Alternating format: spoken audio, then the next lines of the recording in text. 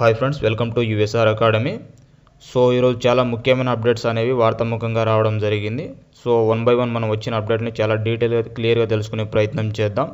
So ఎవరైతే మన channel subscribe చేయకుండా చూస్తున్నారో ఖచ్చితంగా సబ్స్క్రైబ్ చేసుకోండి. అలాగే వీడియోకి ఒక లైక్ చేసే ప్రయత్నం చేయండి. సో డే బై డే మీకు ఎలాంటి అప్డేట్స్ కావాలన్నా, ఎలాంటి పీడిఎఫ్స్ కావాలన్నా సో డే బై డే మీకు మనం టెలిగ్రామ్ గ్రూప్లో సెండ్ చేస్తూ ఉంటాం కాబట్టి టెలిగ్రామ్ గ్రూప్ లింక్ ఈ వీడియో డిస్క్రిప్షన్లో ఉంది. ఖచ్చితంగా టెలిగ్రామ్లో కూడా జాయిన్ అవ్వండి. సో మహిళా రిజర్వేషన్ ఏదైతే ఇప్పుడు హారిజంటల్ రిజర్వేషన్ ఉందో గ్రూప్ 4లో కావచ్చు, గురుకులంలో కావచ్చు, హారిజంటల్ రిజర్వేషన్కి సంబంధించి చాలా రోజుల నుంచి అభ్యర్థులు అడుగుతున్న అప్డేట్ ఇదే.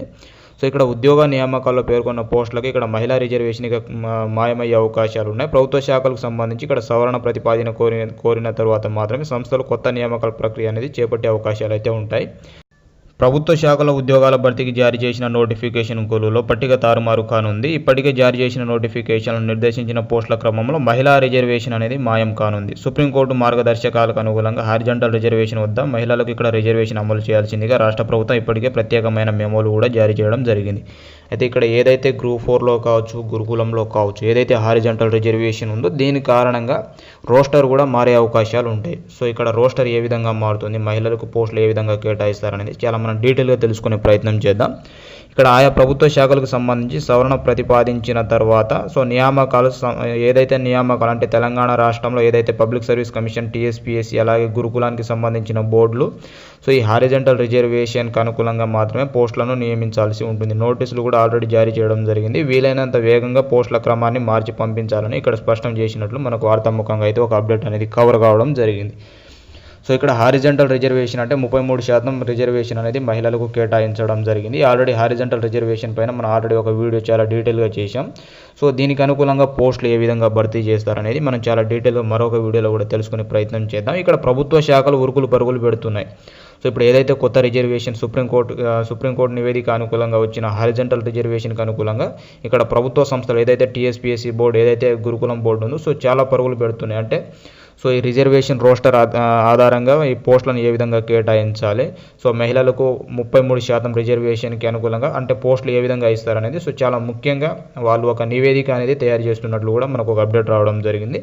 సో దీనికి సంబంధించి సవరణ ప్రతిపాదించిన తర్వాత మాత్రమే సో ఈ రిజర్వేషన్కి అనుకూలంగా రోస్టర్ పాయింట్లు ఇక్కడ 100 పాయింట్ల రోస్టర్లో పట్టికల మహిళల రిజర్వేషన్ అనేది 33% రిజర్వేషన్ అంటే 1/3 పోస్టులను ఆయా వరుస క్రమంలో రిజర్వ్ చేయబడి ఉంటాయి. అంటే ఇక్కడ 1/3 అంటే ఇక్కడ ప్రతి 3 పోస్టులలో ఒక పోస్ట్ అనేది మహిళలకు కేటాయించడం జరుగుతుంది. అయితే ఇక్కడ నిర్దిష్ట పాయింట్ల కింద ఉన్న పోస్టులలో మహిళలకు కానీ ప్రత్యేకంగా మార్క్ చేయబడిన చూపించేవారు. అయితే కానీ తాజా హారిజంటల్ రిజర్వేషన్ విధానంలో మహిళలకు ఎక్కడ పోస్టులను రిజర్వ్ చేయరు. ఇప్పుడు ప్రస్తుతం ఉన్న ఏదైతే హారిజంటల్ రిజర్వేషన్ ఉందో ప్రత్యేకంగా మహిళలకు ఎలాంటి పోస్టులు అనేవి రిజర్వ్ చేయరు.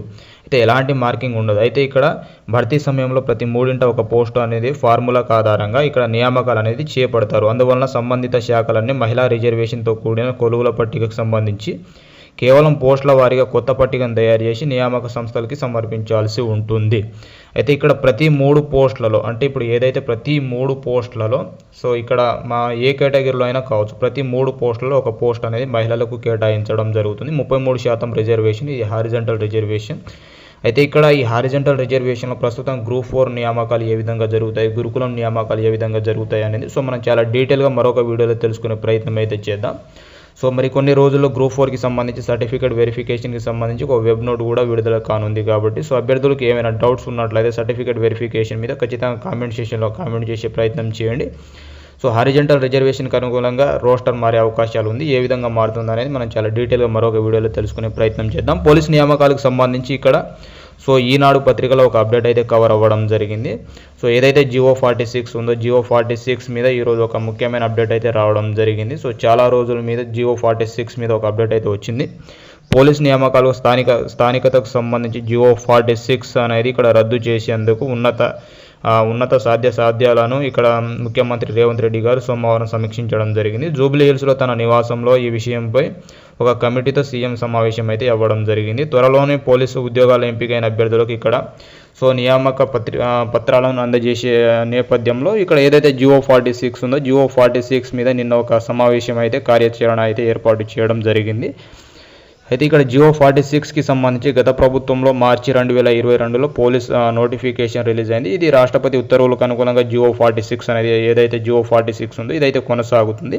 అయితే ఇక్కడ ఏదైతే లోకల్ నాన్ లోకల్ అనే ఒక చిన్న వివాదం, అంటే జియో 46 కారణంగా లోకల్ అభ్యర్థులకు ఇక్కడ అన్యాయం జరిగిందని, సో ఈ 46 జియో రద్దు చేయాలని ఈ వార్తని సీఎం గారికి అభ్యర్థులు తెలియజేసినట్లు కూడా తెలుస్తుంది. అయితే ఇక్కడ చూసినట్లయితే నోటిఫికేషన్ జారీ చేయడం జరిగింది. అక్టోబర్లో 4వ తారీఖు 2023 నాటికి 15,750 పోస్టులకి ఇక్కడ ఎంపిక ప్రక్రియ అనేది ఆల్రెడీ అయిపోయింది. అయితే కోర్టు కేసు కారణంగా మాత్రమే నియామక ప్రక్రియ అనేది చాలా రోజులుగా పెండింగ్ పడుకుంటూ వచ్చింది. అయితే ఇక్కడ ఎంపిక ప్రక్రియ పూర్తి అయిన తర్వాత పోస్టుల నియామక పత్రాలు అనేది అందించాలని ఇటీవల హైకోర్టు అనేది తీర్పు చెప్పడం జరిగింది. అయితే ఈ జియో 46 అనేది సో రాష్ట్రపతి ఉత్తర్వులకు అనుగుణంగా ఇక్కడ ఏదైతే లోకల్ అభ్యర్థులు ఉన్నారో మాకు అన్యాయం జరుగుతుందన్నట్లు సీఎం గారికి ఒక లేఖను అందించడం జరిగింది. సో తద్వారా జియో 46 రద్దు చేసి ఇక్కడ పోస్టులను భర్తీ చేయాలన్నట్లు తమ ఒక నివేదికలో తెలియజేసినట్లు తెలుస్తుంది. ఈ మధ్యనే చాలా కమిటీలు కూడా చేశారు జియో 46 మీద. సో దీని మీద సీఎం రేవంత్ రెడ్డి గారు అడ్వకేట్ జనరల్తో సలహాలు తీసుకొని సో ఎంపిక ప్రక్రియ పూర్తయిన తర్వాత పోస్టుల నియామక పత్రాలను అందించిన తర్వాత ఇక్కడ జియో 46కి సంబంధించి సీఎం గారు ఇకపై జారీ చేయబోయే కొత్త నోటిఫికేషన్లో జియో 46 అనేది రద్దు సాధ్యాలను పరిశీలించిన తర్వాత అభిప్రాయాన్ని వ్యక్తం చేయడం జరిగింది. అయితే అసెంబ్లీలో చర్చించిన మంత్రివర్గ ఉపసంఘం ద్వారా జియో 46 రద్దు నిర్ణయం తీసుకుందామని చివరిగా ముఖ్యమంత్రి అధికారులతో చెప్పినట్లు తెలుస్తుంది. అయితే ఈ సమావేశంలో మంత్రి ఇక్కడ ఎవరెవరు అటెండ్ అయ్యారనే అంశాన్ని చూసినట్లయితే దుద్దిల శ్రీధర్ బాబు గారు, అలాగే సిఎస్ శాంతికుమారి గారు, అలాగే సీఎం ముఖ్య కార్యదర్శి, అలాగే శ్రేయశ్రీ అడ్వకేట్ జనరల్ గారు, సుదర్శన్ రెడ్డి గారు అదనపు అడ్వకేట్ జనరల్ గారు, రజనీకాంత్ గారు, so intelligent chief Sridhar Reddy గారు, సో చాలా మన టీఎస్ఎల్పిఆర్బి చైర్మన్ శ్రీనివాసరావు గారు, పలువురు ఈ ఏదైతే ముఖ్య కమిటీ నిన్న జరిగిందో ముఖ్యమైన సమావేశంలో వీళ్ళందరూ నిన్న పార్టిసిపేట్ అవ్వడం అయితే జరిగింది. సో జియో 46కి సంబంధించి మరి ముఖ్యంగా ఇంకా ఎలాంటి నిర్ణయం తీసుకుంటారు ఏందనేది సో కొంత వెయిట్ చేయాల్సి ఉంటుంది. సో ఇది ఈరోజు ఈనాడు పత్రికలో వార్తాముఖంగా వచ్చిన అప్డేట్. సో వయోపరిమితికి సంబంధించిన అప్డేట్ పరిశీలించినట్లయితే ప్రభుత్వ ఉద్యోగాల కోసం ఎదురు చూస్తున్న నిరుద్యోగ అభ్యర్థుల కోసం ప్రభుత్వం ఒక శుభవార్త అయితే చెప్పింది.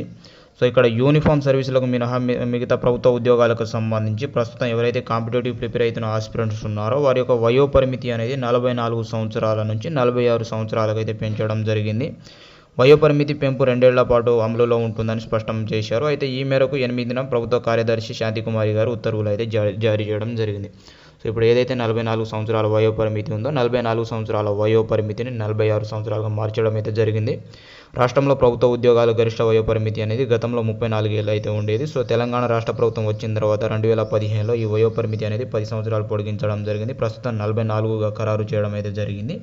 అయితే ఈ ఉత్తర్వులకు అనుగుణంగా 2 ఏళ్ళు అమల్లో ఉంటుందని నాడు పేర్కొన్న ఆ తర్వాత 2022లో మరొకసారి గరిష్ట వయోపరిమితిని 44 ఏళ్లుగా ప్రభుత్వం ఖరారు చేసింది.